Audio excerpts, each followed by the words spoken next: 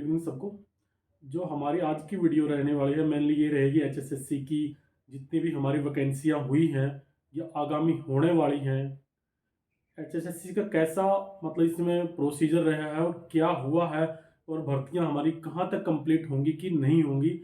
ये पूरी वीडियो इसी चीज़ पे रहेगी। मैं ये अपनी तरफ से नहीं है, ये कुछ फैक्ट्स हैं जिसके आधार पे बनाऊंगा। ये सरकार के ही हैं खुद कि उन्होंने अपने 5 साल में क्या दिया है और क्या हमसे लिया है। तो बिना वीडियो को स्किप किए आप पूरी वीडियो देखिए। अभी एक चीज़ और बताऊंगा मैं वीडियो शुरू करने से पहले। हमारा जो अभी मेनली कुछ ऐसे इंस्ट्रक्शन सामने आ रहे हैं कि भाई सरकार भी मतलब बीजेपी और जेजेपी जो है इन दोनों में मनमुटाव हो गया है या फिर वो यहाँ से आई थिंक हटेगी या कुछ भी लगा लो, इस तरीके से कुछ है। तो इस चक्कर में आप मत पड़िए। आपने ओनली फोकस रखना है अपनी वैकेंसीज पे कि जो हमारी 56 और 57 ग्रुप का एग्जाम हुआ था उन भर्तियों को कैसा कंप्लीट करवाया जाए, मतलब पूरा करवाया जाए। आपने मेनली यही सोचना है। सरकार गिरेगी नहीं रहेगी ये तो राजनीति है, आप इसके चक्कर में मत पड़िए। ये ऐसी गंदगी है, जितना इससे दूर रहोगे आप उतना ही बेटर रहेगा। ठीक है, तो इन चीज़ों को मत सोचिए आप, इससे कोई फर्क नहीं पड़ा। मेनली हमने अपनी भर्ती पूरी करवानी है। तो इसमें देखिए आप स्क्रीनशॉट पे भी देखते रहिए, साथ में मैं थोड़ा बहुत नोटिस डाल दूंगा। तो हमारा हुआ क्या है मेनली, जो हमारी सरकार है जो फिलहाल में 71,046 नौकरियां दी हैं, इसमें से 50% चुनाव के दौरान में दी है सरकार ने। इसने 50% कब दी है? चुनाव के दौरान में दी है। पूरा डाटा आपको दिखाऊंगा। उसके बाद में क्या है, सरकारी नौकरियों में कुल जितनी भी हमारी सरकारी नौकरियां उनमें कुल 4,60,723 पद हैं।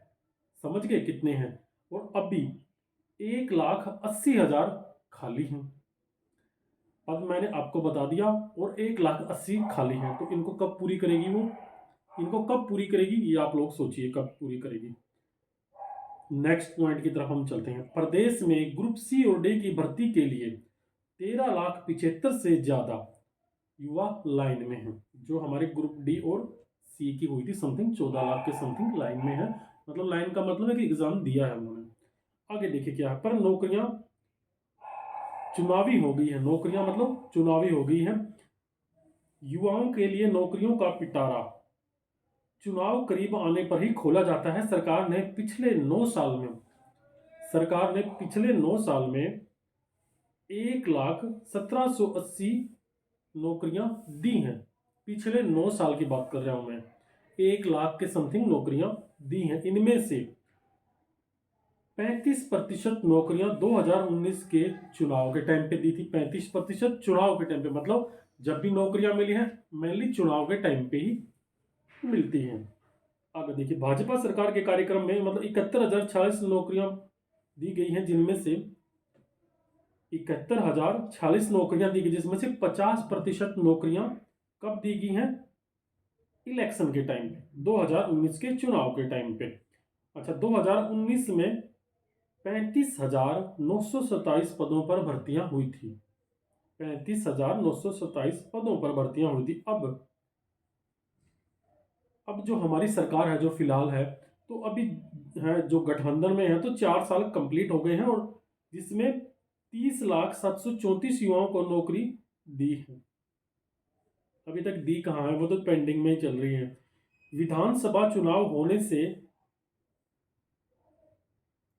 मतलब जो हमारी वैकेंसीज पेंडिंग है, तो मेनली चुनाव के टाइम पे उनको फिलअप किया जा सकता है। ये मेरे अकॉर्डिंग नहीं है, ये जो आपका हरियाणा का जो मतलब न्यूज़पेपर बोलो या इन्होंने जो डाटा पुटअप किया है उस डाटा के अनुसार है पूरा का पूरा। जो हमारा देखिए सीएटी का जो एग्जाम हुआ था, तो जो हमारे ग्रुप सी की भर्ती है वो फिलहाल अभी भी अटकी हुई है। और वो किसने अटकाया है वो आपको 31 अक्टूबर को पता चल जाएगा।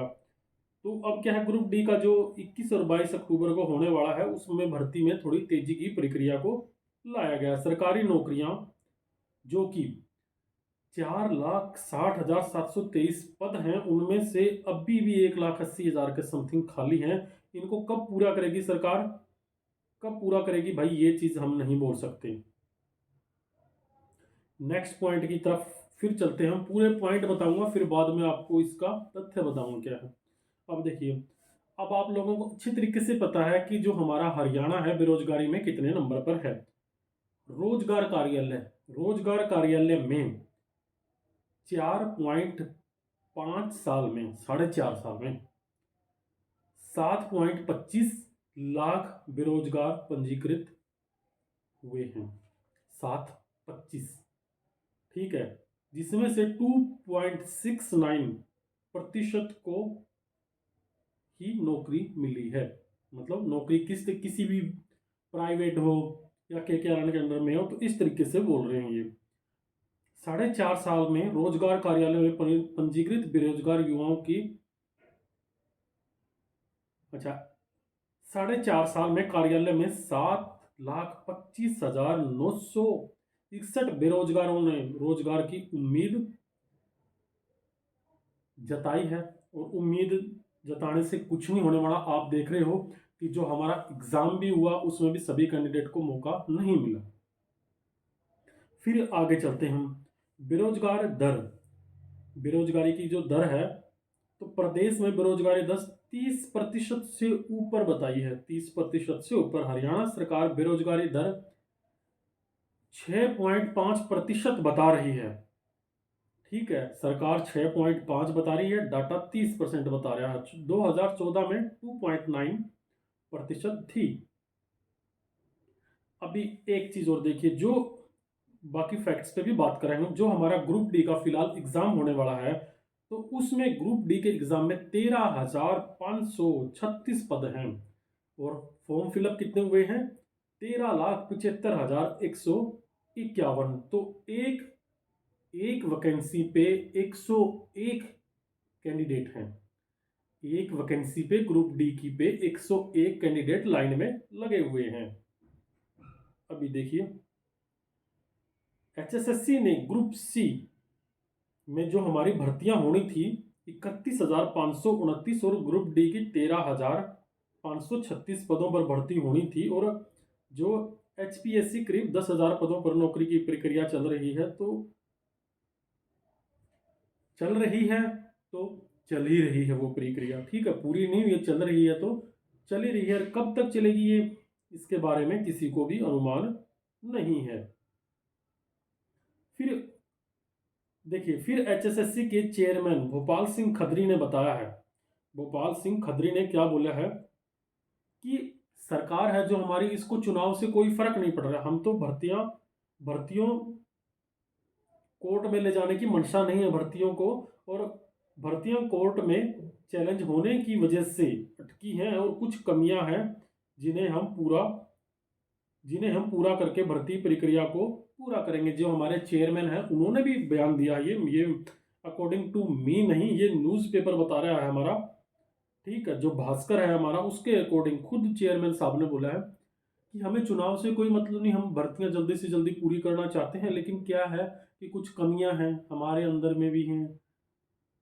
और मान सकते हो अब सरकार के अंदर में, सबके अंदर में है, तो उसकी वजह से अटकी हुई है। किसकी वजह से अटकी हुई है ये अभी हम नहीं बोल सकते। ग्रुप डी के लिए जो एग्ज़ाम है हमारा, उसके लिए 8,723 बसें चलेंगी। ये चीज़ें तो आई थिंक आप लोगों को सबको अच्छे तरीके से पता ही होगा। एक मिनट रुकिए आप।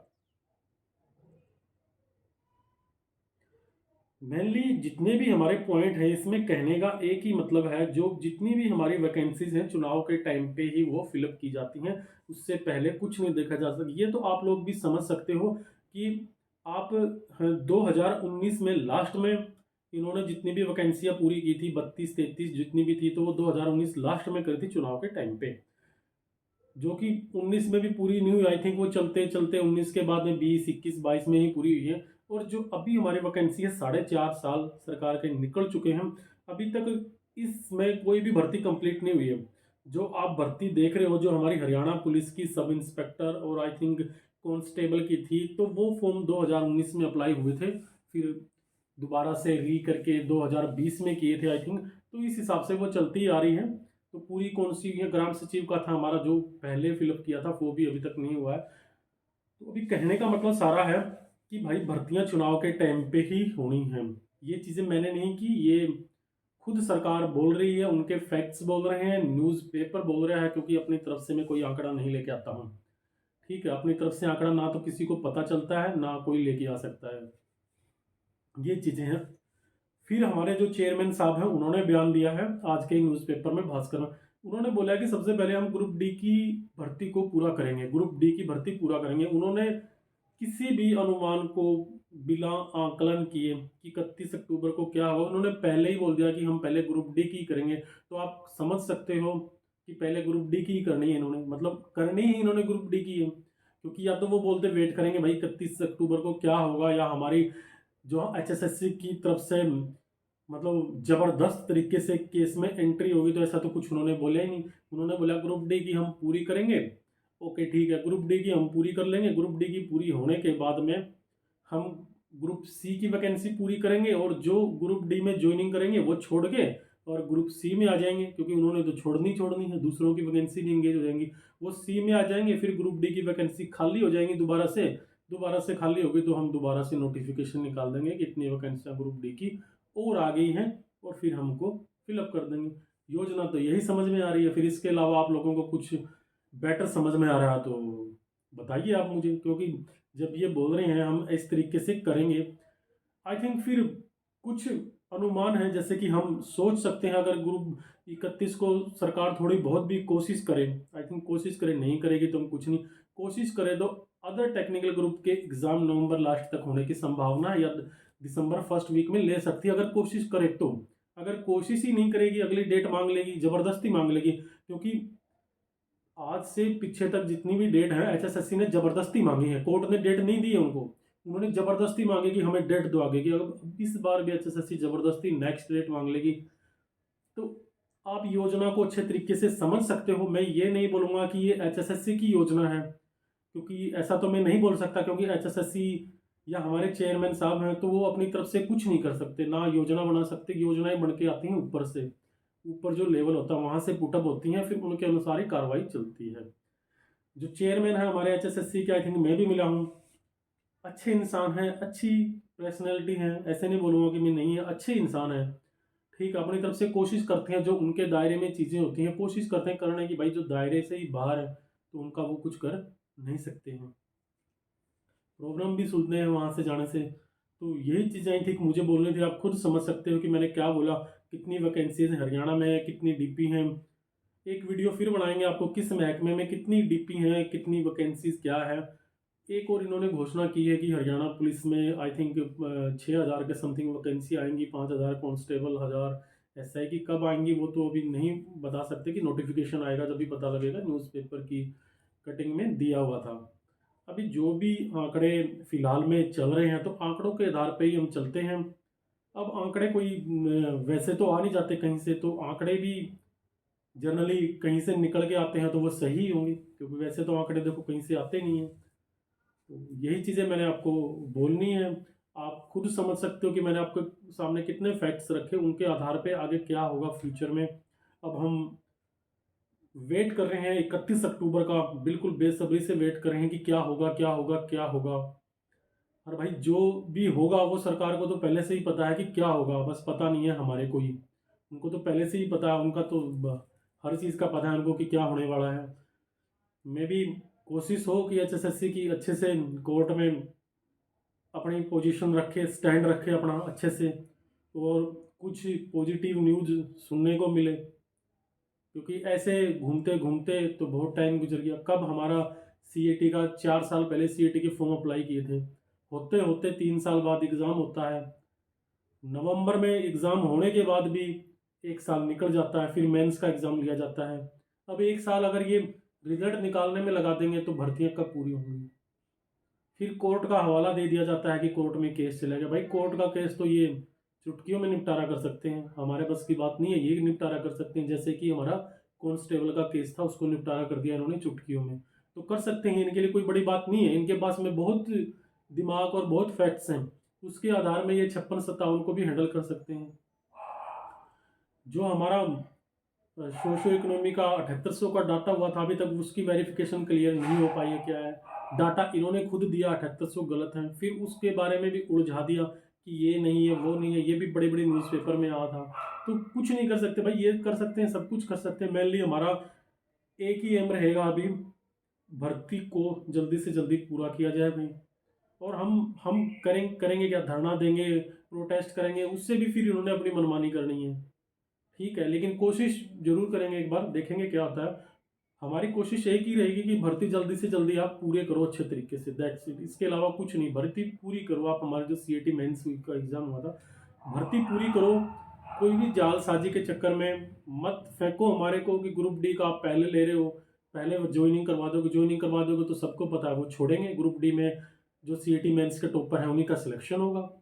नेचुरल बात है भाई, सबको पता है ये चीज़ें। तो मान सकता हूँ कि 10% अदर कैंडिडेट चले जाएं, 20 चले जाएं, 50 तक मानो आप, 50 तक चले जाएं, लेकिन 50 तो फिर भी टॉपर ही रहेंगे ना। 50% भी छोड़ देंगे, 14,000 में से 7,000 निकल के फिर वो वैकेंसियाँ खाली रह जाएंगी। किसको मतलब क्या होगा। वेटिंग लिस्ट भी ये इतना ज़्यादा नहीं करने वाला, आई थिंक, मुझे नहीं लग रहा। क्योंकि वेटिंग लिस्ट करेंगे क्यों, इनका नुकसान ही है ना उसमें। वेटिंग लिस्ट भी थोड़ा बहुत दे देंगे ये, 7-7 हज़ार वेटिंग लिस्ट कौन सा दे देंगे ये।